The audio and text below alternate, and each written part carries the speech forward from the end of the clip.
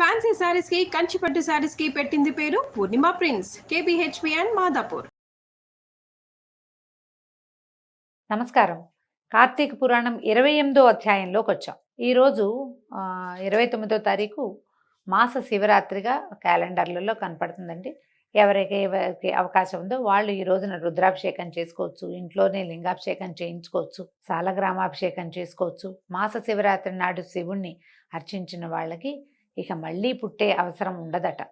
శ్రద్ధాళువులైన వాళ్ళు ఎవరైనా ఈ రోజున శివాలయంలో శివదర్శనం చేసిన, శివాలయంలో ఒక దీపారాధన చేసిన, శివాలయాన్ని శుభ్రం చేసిన, శివాలయం వాకిట్లో ఉన్నటువంటి భిక్షుకులకి ఏదైనా దానం చేసినా కూడా అద్భుతమైన ఫలితం లభిస్తుంది.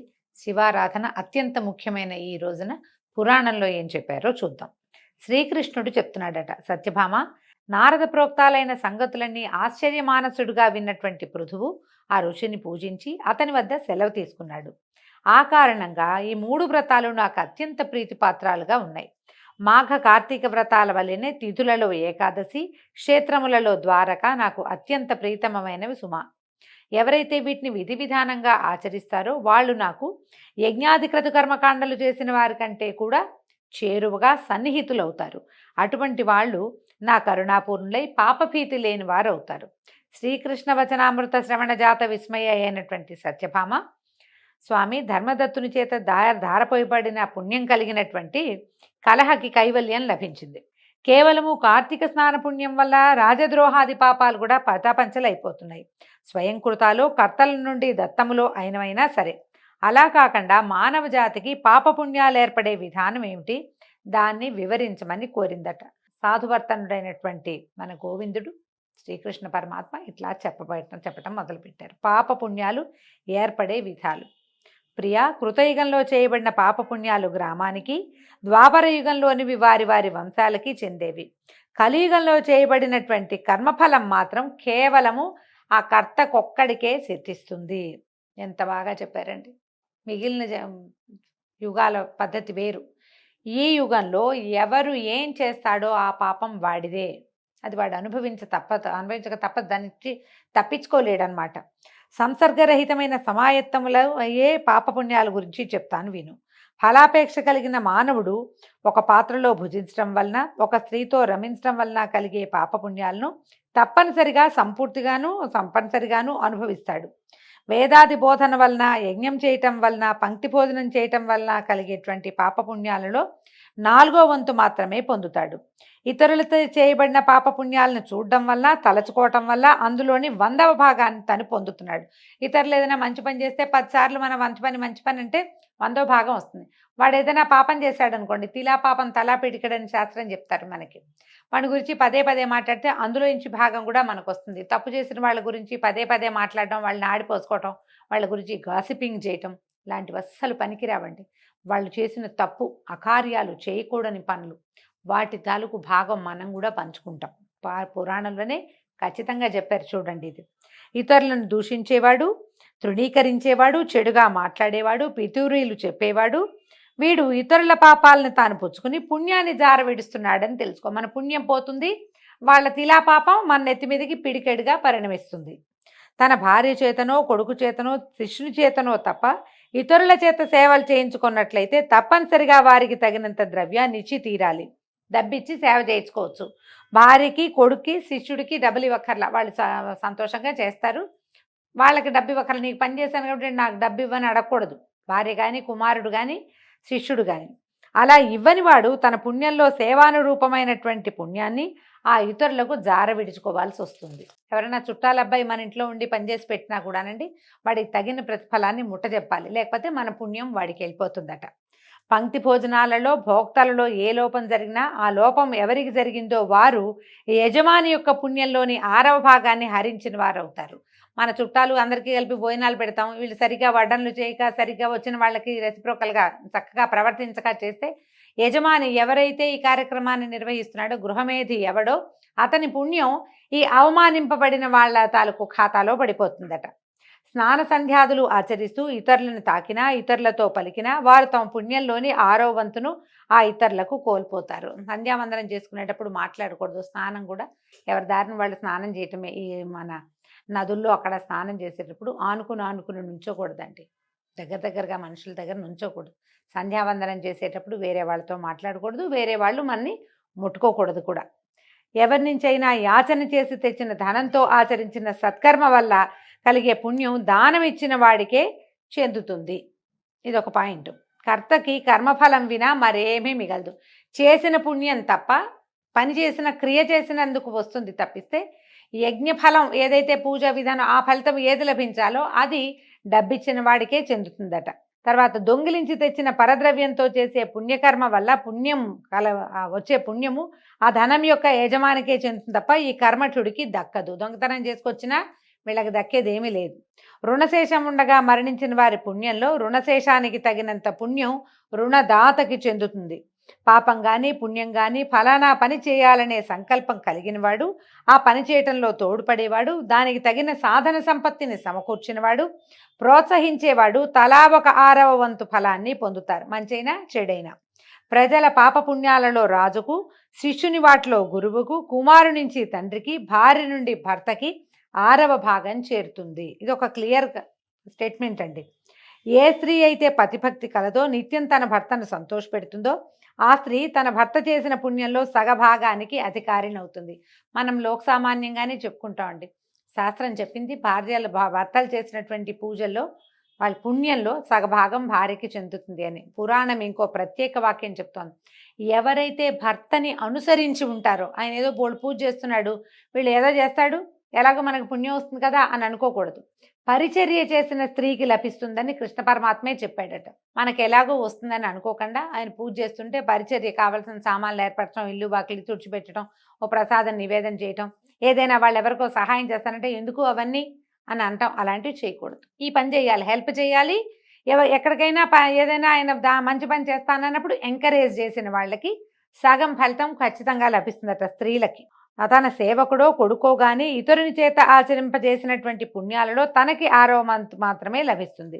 ఈ విధంగా ఇతరులెవరూ మనకి దానం చేయకపోయినా, మనకి ఏ నిమిత్తము లేకపోయినా వివిధ జనసాంగత్యాల వల్ల పాపపుణ్యాలు మానవులకు ప్రాప్తించడం తప్పడం లేదు. అందువల్లనే సజ్జన సాంగత్యం ప్రధానమని గుర్తించాలి. ఇందుకు ఉదాహరణగా ఒక కథ చెప్తాను, వినమంటున్నారండి. సాంగత్యం బాగుంటుంది. సజ్జన సాంగత్యం, మంచి మాట్లాడేవాళ్ళు, ఎవరైనా తిట్టేటప్పుడు కూడా దూషణాలకి పాల్పడకుండా, ఏమిటో అలా జరిగిందండి, వాళ్ళు అలా చేశారు, ఎందుకోను, మరి వాళ్ళ కర్మం మా కర్మం అనాలి తప్పిస్తే వాళ్ళకి రకరకాల మాటలు తగిలిస్తూ, చెడ్డ మాటలు మాట్లాడుతూ, వాళ్ళని ఆడిపోసుకుంటూ, తూర్పారపడుతూ చేయకూడదు. అలాంటి వాళ్ళని సజ్జనులని ఈ కాలంలో మనం అనుకోవాలి. సాధువుగా ప్రవర్తించే వాళ్ళతోటి స్నేహము, సాంగత్యము చాలా మంచివి. దానివల్ల వాళ్ళు మంచి పనులే చేస్తారు, మనకి కొంత భాగం పుణ్యం లభిస్తుంది. వాళ్ళు చెడు చెయ్యరు, చూడరు, అనరు కాబట్టి మనకి ఏ పాపము సంక్రమించదు. కాబట్టి ఉత్తమ జన సాంగత్యము, సజ్జన జన సాంగత్యము చాలా అవసరము, మంచిది కూడాను. అయితే ఇప్పుడు నేను చెప్తున్న కథ ఏమిటో చూద్దాం. ధనేశ్వరుడి కథ. సత్సాంగత్య మహిమ, మంచి వాళ్లతోటి స్నేహం చేస్తే కలిగే ప్రయోజనాన్ని ఈ కథలో చెప్తారు. బహుకాలం పూర్వము అవంతిపురంలో ధనేశ్వరుడనే బ్రాహ్మణుడు ఉండేవాడు.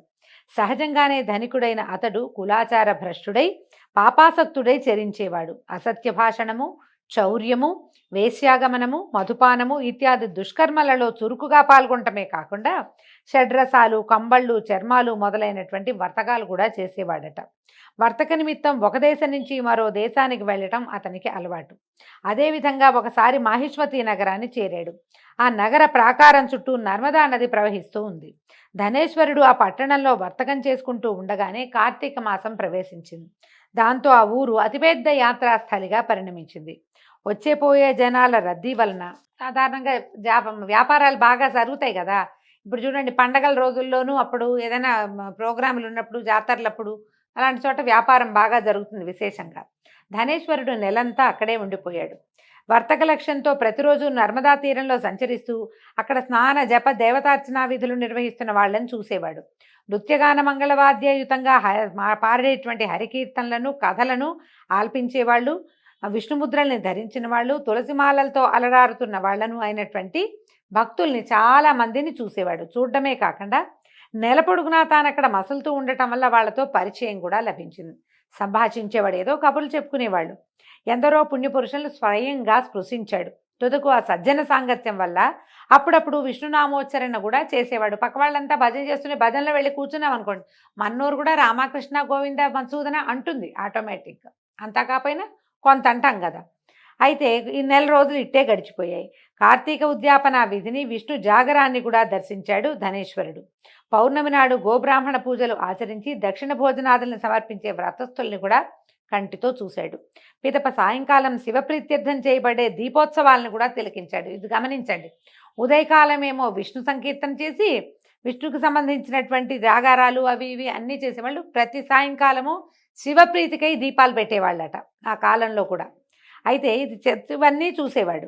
సత్యభామ, నాకు అత్యంత ప్రీతికరమైన కార్తీక మాసంలో శివారాధన ఎందుకు అని ఆశ్చర్యపడద్దు. విష్ణువుకి ప్రీతి కోసం కార్తీక దామోదర ప్రీత్యర్థం అని కార్తీక మాసాన్ని ఆచరిస్తున్నప్పుడు ఎందుకు శివ జాగరణ చేయాలి, ఎందుకు శివారాధన చేయాలి? మనం ఇప్పుడు శివుడిదే కార్తీక మాసం అని భావిస్తాం. కానీ ఎందుకు కార్తీక మాసంలో ఈ కార్తీక పురాణంలో విష్ణునామ సంకీర్తన ఎందుకు వచ్చింది, ఎందుకు కార్తీక దామోదర ప్రీతి చెప్తారు అనే దాని గురించి చెప్తున్నారు. ఎవరైతే నన్ను శివుణ్ణి భేదభావంతో చూస్తారో వారి యొక్క సమస్తమైన పుణ్యకర్మలు కూడా వృధా అయిపోతాయి. అదిగాక ఆ శివుడే కార్తీక పౌర్ణమి నాడే త్రిపురాసుర సంహారం చేసిన వాడు అవటం చేత ఆయనను ఆ రోజున తప్పక ఆరాధించాలి. కార్తీక పౌర్ణమి నాడు ఆరాధనీయుడు సాక్షాత్తు పరమశివుడే. ఆ రోజునే త్రిపురాసుర సంహారం చేసి ముజ్జగాలలోనూ జనాల్ని రక్షించాడు ఆయన. తప్పకుండా పౌర్ణమి నాడు ఆరాధనీయుడు పరమేశ్వరుడేనట. ఇక ధనేశ్వరుడి పూజా మహోత్సవాలన్నింటినీ ఎంతో ఆశ్చర్యంతోనూ వాంఛతోనూ చూస్తూ అక్కడక్కడే తిరుగుతూ ఉండేవాడు. కానీ ఆ సమయంలోనే కాలవశాన అతను ఒక కృష్ణ సర్పం కాటు వేసింది. తక్షణమే స్పృహ కోల్పోయి అపస్మారకంలో ఉన్న అతడికి అక్కడున్న భక్తులు ఉన్న తులసి తీర్థాన్ని సేవింపజేశారు. అయిపోయింది నారాయణ నారాయణ అంటూ నోట్లో తులసి తీర్థం పోశారు. ఆ అనంతర క్షణంలోనే ధనేశ్వరుడు దేహత్యాగం చేయటం కూడా జరిగింది. మరుక్షణమే యమదూతలు వచ్చి అతని జీవుని పాశబద్ధుణ్ణి చేసి కొరడాలతో మోదుతూ యముని వద్దకు తీసుకెళ్లారు. యముడు అతని పాపపుణ్యాలను గురించి విచారణ ప్రారంభించగానే చిత్రగుప్తుడు అన్నట పుస్తకం తెరిచాడనమాట. చిట్ట తెరిచి, హే ధర్మరాజా, వీడు ఆగర్భ పాపాత్ముడే గాని అణుమంతైనా పుణ్యం చేసిన వాడు కాదండి. వీడి పుస్తకంలో అసలు ఎక్కడా లేదు. వీడికి ఏ అకౌంట్లోనూ వీడి దగ్గర పుణ్యబలం అన్న మాటే లేదు అనేసరికల్ ఈయనేం చేశాడు, దండధరుడు తన దూతల చేత ధనేశ్వరుడి తలని చితకొట్టించి కుంభిపాక నరకంలో వేశారట. అయితే ధనేశ్వరుడు ఆ నరకంలో పడగానే అక్కడ కుంభిపాకట్ల మంటలు రేగుతూ ఉంటాయి. మొత్తం మంటలన్నీ చల్లారిపోయినాయట. ఆశ్చర్యపడిన దూతలు ఈ విషయాన్ని కాలుడికి విన్నవించారు. అంతకంటే అబ్బురపడిన నరకాధీశుడు తక్షణమే ధనేశ్వరుని తన కొలువుకు పిలిపించి పునర్విచారణని తలపెడుతూ ఉండగా అక్కడికి విచ్చేసిన దేవర్షి అయిన నారదుడు, ఓ యమధర్మరాజా, ఈ ధనేశ్వరుడు తన అంత్యకాలంలో కార్తీక మాసోత్సవాన్ని వీక్షించాడు. నరక నివారకాలైన అనేక పుణ్యాలను ఆచరించాడు కనుక ఇతనిని నీ నరకం ఏమీ చేయలేదు. ఎవరైతే పుణ్యపురుష దర్శన స్పర్శన భాషణాదులకు పాత్రలో వారా సజ్జనుల యొక్క పుణ్యంలో 6వ భాగాన్ని పొందుతున్నారు. అటువంటిది ధనేశ్వరుడు ఒక నెల పాటు కార్తీక వ్రతస్థులైన ఎందరెందరో పుణ్యాత్ములతో సాంగత్యం చేసి విశేష పుణ్యభాగాలను పొంది ఉన్నాడు. కార్తీక వ్రతస్థుల సహజీవనం వల్ల ఇతడు కూడా సంపూర్ణ కార్తీక వ్రత ఫలాన్ని ఆర్జించుకున్నాడు. అదీగాక అవసాన వేళ హరిభక్తుల చేత తులసి తీర్థాన్ని కూడా పొందాడు. కర్ణపుటాలలో నారాయణ నామస్మరణ చేయబడింది. పుణ్య నర్మదా తీర్థాలతో వీని దేహం సుస్నాతమైంది. అందరూ హరిప్రియుల ఆదరణకు పాత్రుడైన ఈ విప్రుడు నరకానుభవానికి అతీతుడని తెలుసుకో. అక్కడ ఉన్న వాళ్ళందరూ హరిసేవలే, అందరూ హరిసేవే చేశారు. నర్మదా తీరంలో సాయంకాలం శివప్రీతి కోసం దీపాలంకరణలు అవి చేశారు. దీపమాలాలు సమర్పించారు, జ్వాలాతోరణాలు కట్టారు. ఆ తర్వాత దీపాలని నదిలో రోజు వదిలిపెట్టేవాళ్ళు. అలాంటి వాళ్ళ సాంగత్యంలో ఉన్నందు వాడికి ఇక నరకానుభవం జరగదు. ఇతను నరకానికి అతీతుడు. ఇతగాడు దేవతా విశేషుడు, పుణ్యాత్ముడైన ఈ భూసురుడు పాపభోగాలయమైనటువంటి ఆ నరకమందు ఉండేందుకు అర్హుడు కాదు నాయన, ఇతన్ని ఇక్కడి నుంచి పంపించేసేయమని నారదుడు యమధర్మరాజుకి బోధించాడు. దీంతో 28వ రోజు పారాయణ పూర్తయిందండి. రేపు ఉదయం 29వ రోజు పారాయణలో మళ్ళీ కలుసుకుందాము. నమస్కారం.